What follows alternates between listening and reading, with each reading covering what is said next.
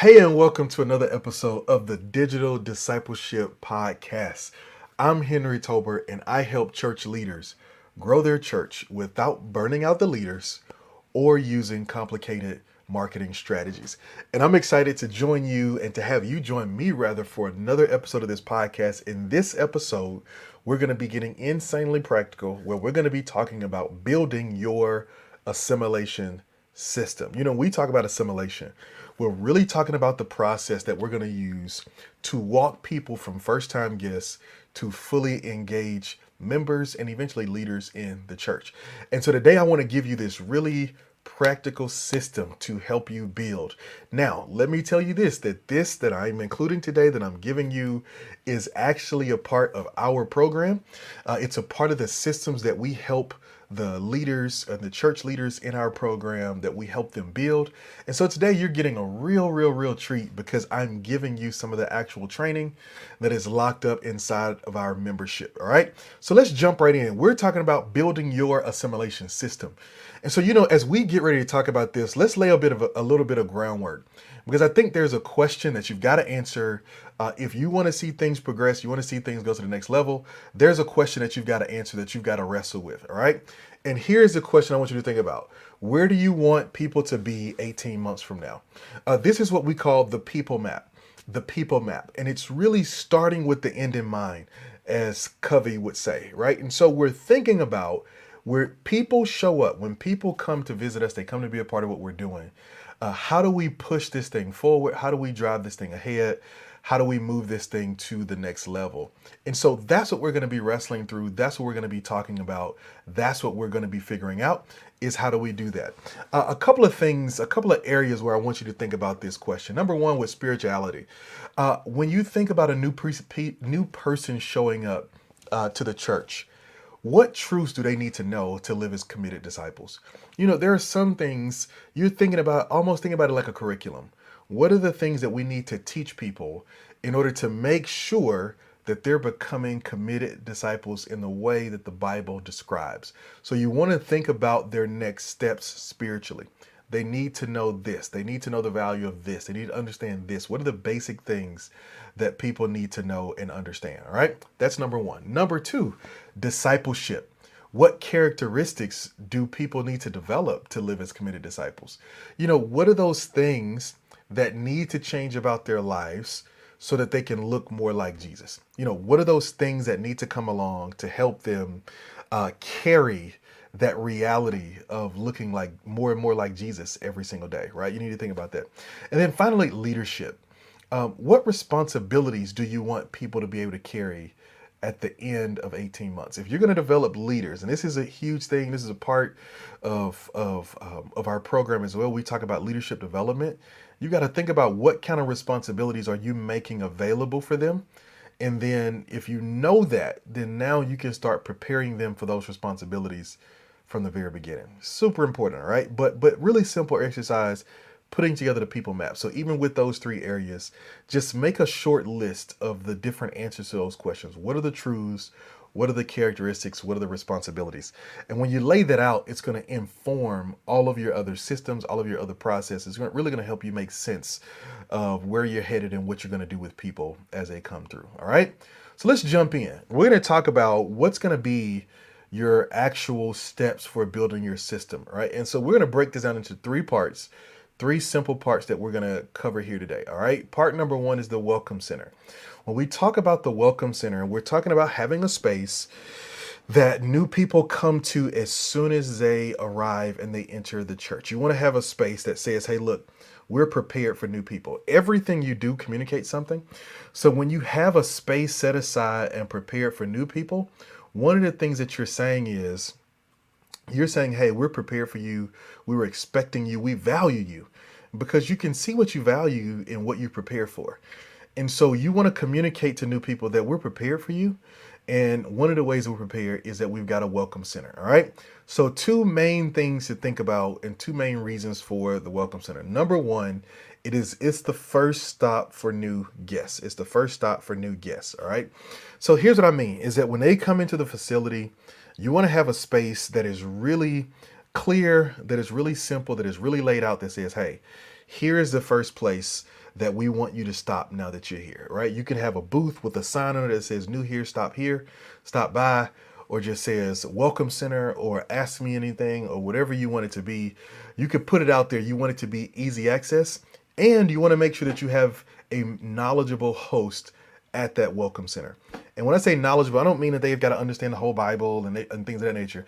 But they need to be able to answer basic questions that people might have.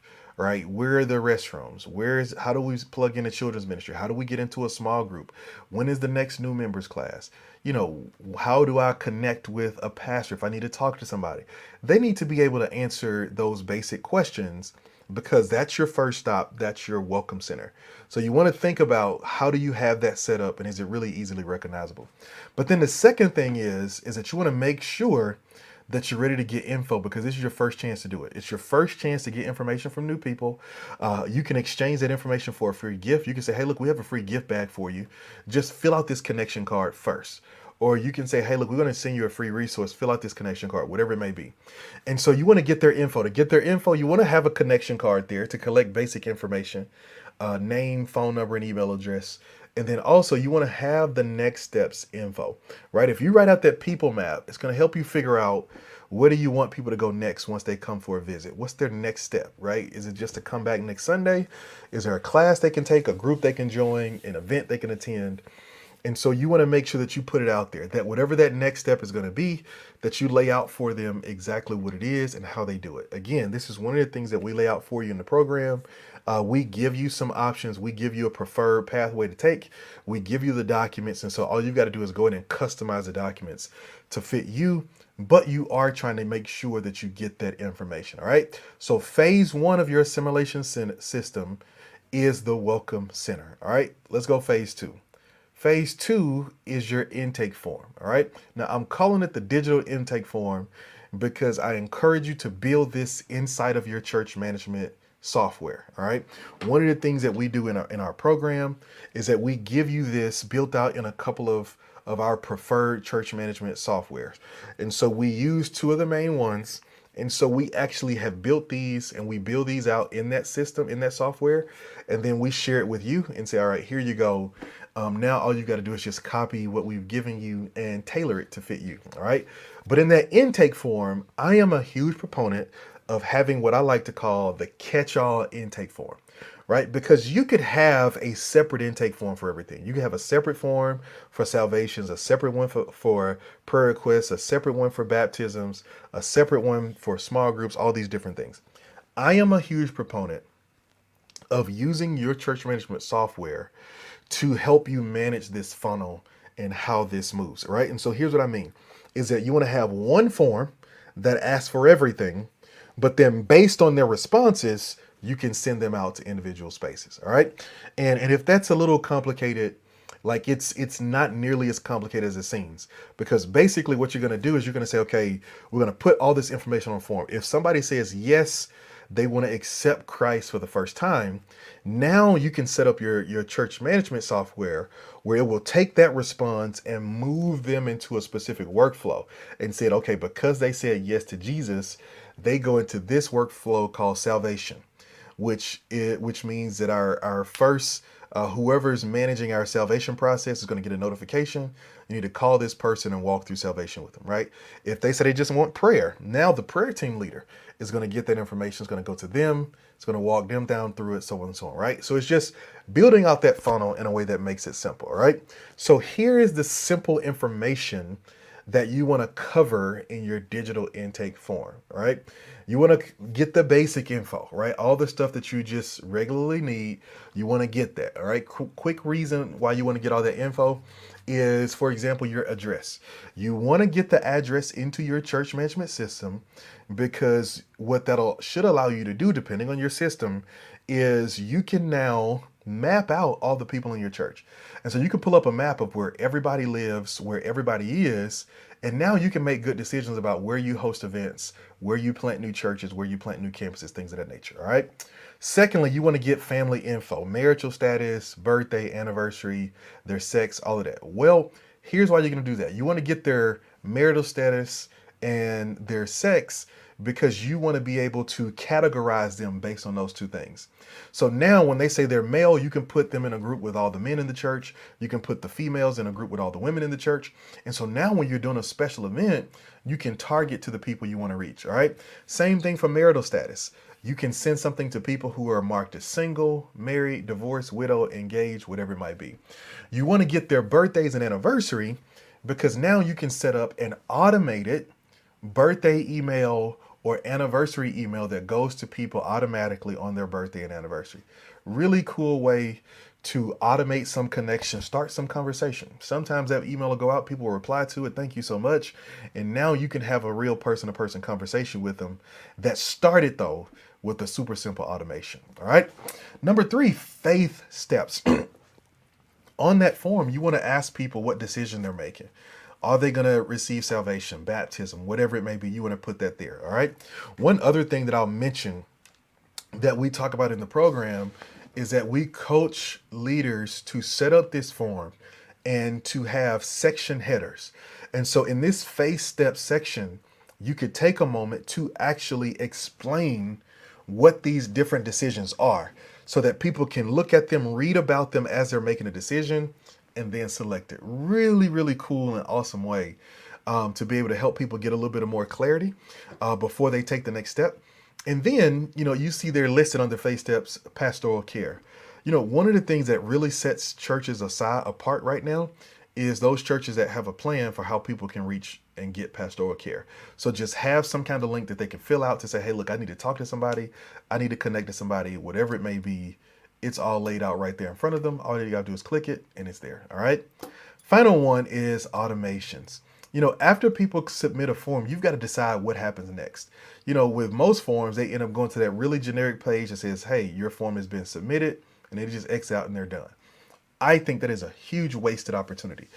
You have an opportunity to say, okay, once they click this form, let's send them an email. Let's send them to a different link, a different page, whatever it might be. Let's make sure that we customize this experience as much as we can. And so you could have people fill out this form and it immediately can go to a video from the senior leader or the ministry leader or whatever it is saying, hey, look, thank you so much for submitting your form. We've got your form. You should expect a call from somebody within 72 hours, whatever it may be, blah, blah, blah, right? Just another added touch to really make good use of the fact that you've got them plugged in and you've got their attention for a moment, all right? And I know I may have gone through that a little bit quickly, but this is the gist of it. And again, in our program, we give you this document, we give you this form, we give you a lot of the copy for it. All you've got to do is just adjust our wording and make it your own. Really, really super simple. All right. Here's the third and final part that we're going to talk about for your assimilation system, and it is the follow-up strategy. This is where you can get the biggest win possible. You got to have a follow-up strategy. And so really your goal, I think, should be to try and retain about 70% of the people who come to visit. 70%. That's a very high number. But I think with great follow-up and with a great experience, it can happen, right? If somebody's coming from out of town, obviously that's a little bit different. But with people who are visiting and who are coming, whether it's for a special holiday, whether they came for Easter or Mother's Day or Christmas or whatever it may be, retention is going to be the goal, and your follow-up strategy is one of the things that are really going to help you. All right. So here are 3 things that you want to do to really maintain strong follow-up. Is number 1, you want to do the 72-hour call.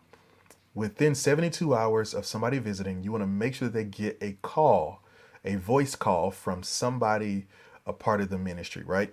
Now, we like to partner this call with a text message as well and say, hey, look, let's not just call them, let's also text them and let them know, hey, look, we appreciate you all being here. Thank you for coming, whatever it may be. Super important just to get that information out and get it in front of them. Number 2, you want to do the 96-hour email, all right? After they come, they should get an email from the church with some information, a thank you for coming, maybe some next steps, links to make a decision, links to sign up for your next event, whatever it may be. You want to give them an email. And then finally, last but not least, the $1 impact note. And I call this a dollar impact note is because you can go to your local dollar store and get a pack of blank thank you notes for $1. They come sometimes 6, sometimes 10 to a pack. And you take that and you just write a handwritten note that says, "Thank you for coming. We appreciate having you," whatever it may be. You write that out for them. And once you write that out for them, you put it there in the card, you sign it, you close it up, and then you put it on an addressed envelope that you send out to their home, right? You want to put this in the mail on Monday morning right after service, because if you do, by the end of the week, if they're local, they're going to get it in the mail. And within there, you're going to be inviting them to come back again. You're going to invite them, maybe to get together for coffee or whatever it is. You're going to put that in there. And I'm telling you, it is such an impactful gesture that it really does help set you apart, because what you're communicating is, hey, look, here at this church, we really care about people and we really care about moving things forward and getting things where they need to go. All right. So super important deal, super important for you to kind of work through, but it's a really, really high value thing. All right. And again, this is another one of the things in our program. We give you a script for this. So what we suggest is that you take your team and you just pick a day, and maybe you guys just put together 50 of these. So when people visit, all you got to do is just address the envelope and get it out of the door, right? You don't need to write it every week. You can go ahead and write that same generic letter, and every time somebody comes to visit, you send it out and you get it to them. All right. So listen, this is your assimilation system. 3 parts: the welcome center, the digital intake form, and the follow-up strategy. All right. Let me close by sharing this with you. I've been talking about our program, and we've been talking for a couple of weeks about retooling our program. And listen, it is finally done. It is finally done. It's getting ready to go live. We are actually getting ready to start releasing a new mini training resource, a 10-minute training video that we put together to kind of help leaders see what we do. Because again, our focus, and we've really been trying to focus in on specifically who we want to help and who we want to reach. And we want to help a lot of people, but here are the people that we really want to help. We want to help church leaders who are serious about growing the church, but want to do it without burning out the leader and without using complicated marketing strategies. And so here's what our program looks like. We call it the 3G model, is that we focus on 3 components, 3 phases: gather, grow, and go. In the gather phase, we focus on building your worship planning system, looking at the teams that are there, helping you get your manuals together, helping you get your job descriptions together. We're going to give you all of those things within the program, within the membership. We focus on assimilation, what we just did here today. The only thing you didn't get was all of the documents to go with it, because we use a document that we send to you that you can edit and send back and forth. I can watch it, I can see it, I can help you fix it from here. And then also evangelism. We give you a real strategy to see how you can really increase the number of people who come to visit the church. Then in phase 2, we call grow. From there, we help you build a system for fellowship. How do you get people in relationship? The average person needs to make 7 friends to stick at a church. How do we help you do that? A volunteering system. How do you get people active, train them well, make sure they're prepared?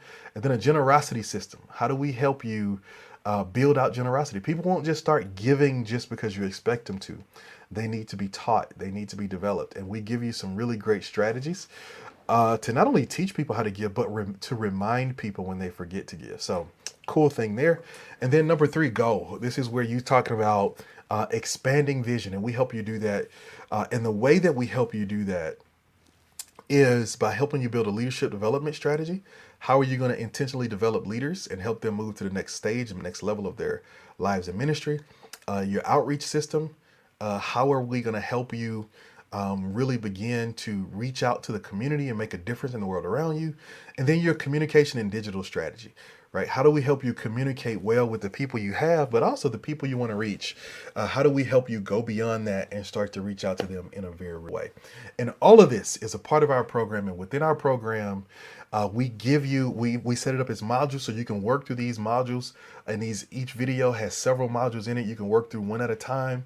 Many of them are very short, but they're designed so that as you go through the video training, you can pull up the document and actually plug in your information as you're watching me do the training video. And so it's really designed to help you build real momentum in 90 days or less. So within 90 days, you can have all 9 of these systems built and designed in your church. And we've already walked through it. We've already tried it. And I'm telling you, you can do it. It's possible. As a matter of fact, at the timing of this video, I just did a 60-minute call with one church. and we built their entire assimilation system in 60 minutes. And so I'm telling you, it's possible. You can do it. You can make it happen. It's just a matter of pulling it together. All right. So look, maybe you're serious about growth in your church and you're serious about going to the next level. You want to know more about the program. Well, down at the bottom of this page, I'm going to include a link to getchurchsystems.com. If you just go straight to that link, it'll show you a short video that you can sign up for and you can go and watch it. You watch that video and it'll show you exactly how to walk through the process of plugging in with me and setting up a time for us to walk together. And I'll work with you for a short 45-minute strategy call to help you figure out where you want to move to next and where you want to go next. All right. So listen, I hope this is a blessing to you.